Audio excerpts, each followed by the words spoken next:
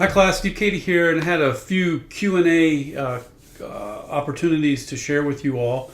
What I like to do is periodically, as I'm getting questions from students in the Canvas inbox, which is the best place to post them for me, or I see some things, I try to periodically put out an announcement with some Q&A, and here's one of them for today. A few things, so it's going to be somewhat random, but you'll see some key pieces, and I'll try to get right to the point. So one person asked about, can they, down here, in this question, I think it was, where was it? They asked about the journaling process, and based on my journaling, what aspect of my life will I pay more attention to, and elaborate. And the person asked, well, does this apply to the experience of journaling or the content and things that I learned about and reflected on in the journaling? It's both. I think it's a great question, and I don't judge you on whether or not you applied it right. What I am looking is, how are you applying what you've learned through the journaling process, however you wish to interpret it, to your life. And in a lot of cases, these questions will give you, like I said, I give you structure, and then I give you room to be creative within, and this is an example of that. And so as you go through, you may have, like, do I go this way or do I go that way? Well, I think you can even say, I wasn't sure which way to go on this. Here's the way I'm going and why, and elaborate. And I think that is just fantastic. I love that kind of reflection. So that's one question we had there. I'm going to scroll down here, and another question that came up that's in the discussion board was from Angie. And Angie, thanks for taking a look. As I've evolved the class, there's a couple places where I'm learning where I need to only say one thing in one place. So if I make a change, I don't have to change it all over the place.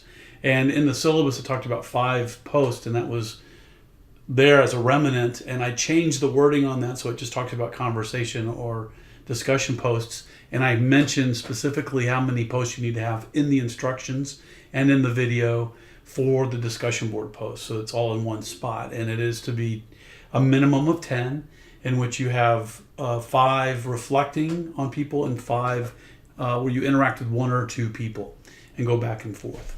And so I think we got that addressed. So thanks for that. Now on Samuel, what I want to do is I want to touch base here on Samuel's post, because he's the first to post. And high five for going, moving, and getting it done. And in his post, I wanted to give you all some feedback on this. So I'm going to open it up and discuss a little bit here with you. So here it is. So first thing I do, I look at, complete, professional, thoughtful, and first thing I do is I scroll through, and I just quickly look at the formatting questions, how they were addressed, and just try to give it a general overview. When you go in and read my instructions or my process for grading in the rubric, you'll see how I talk about the process, you go through once, and then I come back through again, and then I come back through again.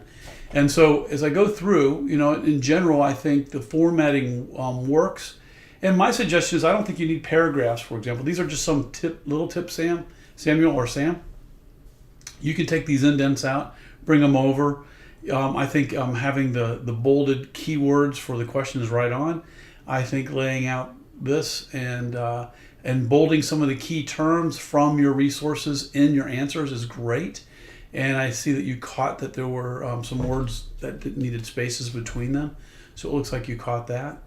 And so I think you don't need, again, I don't think paragraphs need to be done, but as long as you're consistent, that's all I care about. So this is just a stylistic suggestion, not a grading piece.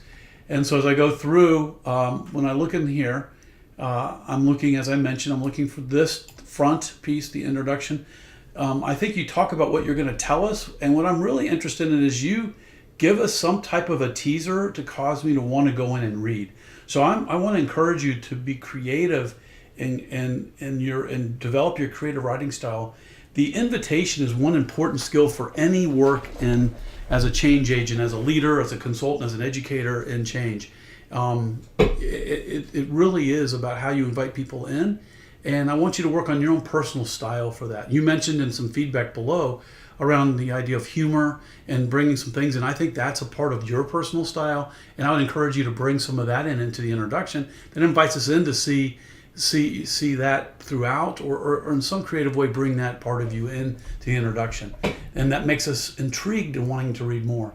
I like how you brought your paragraph in. I love the quote, and I would encourage you to maybe an extra sentence here to set the stage for bringing us into that.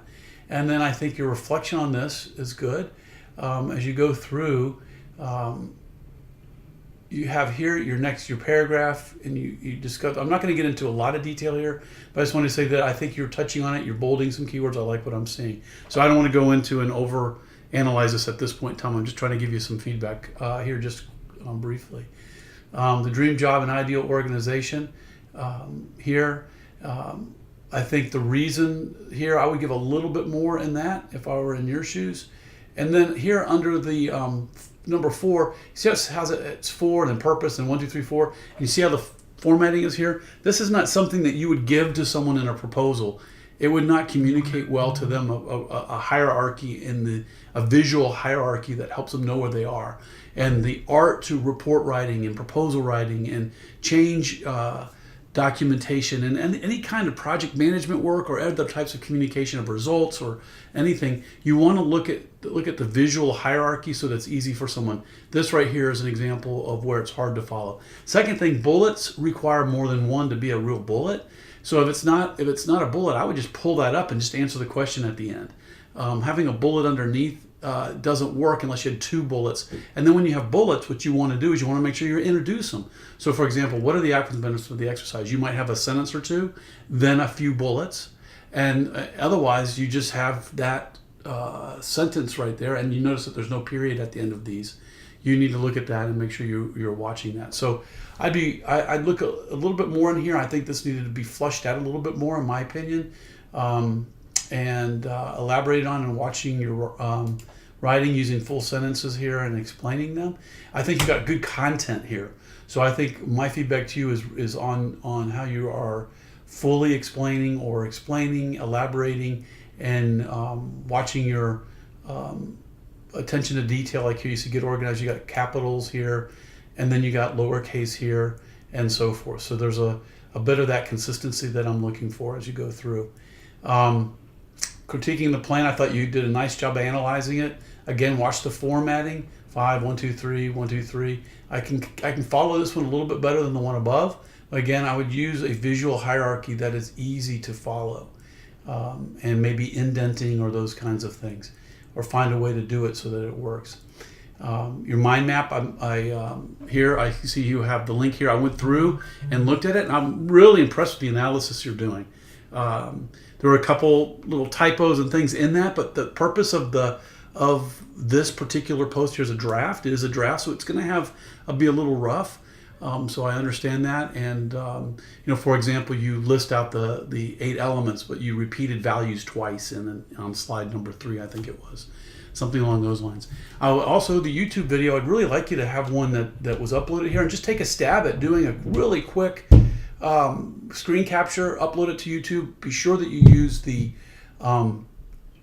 use the private or public. It's your choice, but the not private. Use the public or unlisted. When you set it on unlisted, that means anybody you give the link to can open and watch it, but it's not easy to find. You can't search it or anything like that. Private means you can't, only people that you've brought in, have approved, and so forth.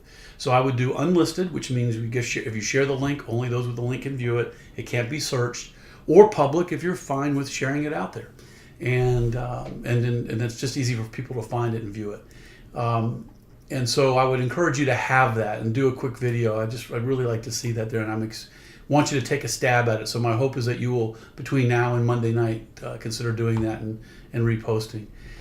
In your conclusion, so in concluding this discussion board, I found that many of the tasks that we complete in the course are interrelated and intended to give a clear idea about how to take on multi-level projects in the future. While this discussion seemed a bit overwhelming, I have a much better understanding of how I will go about completing future assignments. I now have a clearer picture of what I want and why I want it. My comprehension of how to design and plan to achieve my objectives has improved. I have also learned how to begin to compartmentalize a vast amount of information while learning how to map out complicated ideas. Also, I have developed a better understanding of how to further utilize technology to facilitate and manage projects. I think those are some really good points, and I love seeing where you're making those connections and seeing the things that you're developing yourself. I loved in your slides the last the quote that you used in there. What a great quote. And I think you could even have ended by bringing that quote in to this and ended with a really nice personalized end to this. So I'm looking for you to find this voice of yours in your writing that goes beyond typical report writing to good, instructive, inviting, and diverse writing that really captures your style and your personality. It's professional, and it also it intrigues and brings people in and engages them. So I'm just inviting you to do that. I'm always working on it. We're always all working on it. The world is becoming so digital, we're so dispersed, and we're online, we're tools. Writing is becoming even more important than we ever realized. And how we do and write and communicate is going to become even more important as we move into the future. So those would be some tips and suggestions there. So those are a couple things for everybody out there. I hope this is helpful to you. I'm going to also post a couple videos from my undergraduate classes where I critique some best practice videos, best practice posts for discussion boards, which don't have the same questions at all, but I get into the same process because I use the same grade rubric and the 10 discussion posts and those kinds of things with my undergraduate classes as well. It's the same. I use the same technique around discussion boards and so forth. Let me look here and just check and see if I'm missing anything else that I need to touch base on. Let's see. Let me go into this post here. If I go into the so if I go in here, just one other thing. I went ahead and put a couple extra. These are here for you. Screencast-O-Matic, I think, is a lot of people are recommending it. I use a different one. It works fine, Movavi, but I have to pay for it. This one, I believe, is free. Like I said, we're keeping our presentations to 10 minutes or less. The free version gives you that. You're able to capture a screen and upload to YouTube, and here's some links on how to do that. And here's publishing to the web, and as you know, you got the vanity URL links and stuff like that so that you can use stuff. I want you to experiment with all of that. This is all ways for you to make the work you're doing and the instructions you're providing and the communications that you're putting out, making it easy for people to access and get into a presentation you're providing or a document or those kinds of things. So that's the point. We've got to make things easy for people with all this new technology that we have to find, use, and interact with the work that we're doing with them.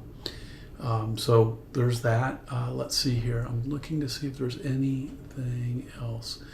Oh, one person asked about can they use a method, bring a method and analyze a method that's outside of the ones that I provided in the instructions for the mind map assignment. And I would like you to stay within what we have so that we stay within those boundaries to keep things organized and simplified. And at the same time, if you have a method that you believe is a collaborative, facilitative change approach, and you feel that you'd really have a passion for it, you want to bring it into your analysis, I would say just send me a note, send me a link to the information so I can look at it, and that you can possibly bring that in. I love expanding the knowledge, as you know, with the new book that I'm doing that's building on the Change Handbook. It's a 5-volume set. It's going to have hundreds of methods in it, and it's going to have an app. It's going to have all kinds of really cool features to it, and it's just mind-blowing how amazing it is and all the work that's being done around the world. And so having this living community of knowledge is going to be great. So I welcome if you found something that you'd like to bring in. My ask is that you share it with me so I can quickly kind of look at it and assess and say, yeah, bring that on in and do some analysis with that. So I welcome that within the context of us chatting about it and me helping to make sure you are getting the most out of the methods that you're analyzing. Let's see here. I think, just hang tight, everybody. I'm just looking here.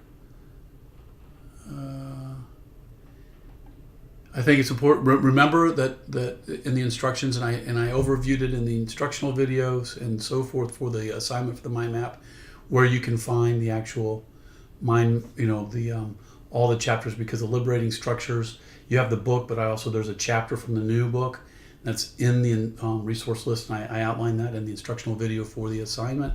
So you should know where exactly to find everything, and if not, just post a question to me in the Canvas inbox. And let's see here.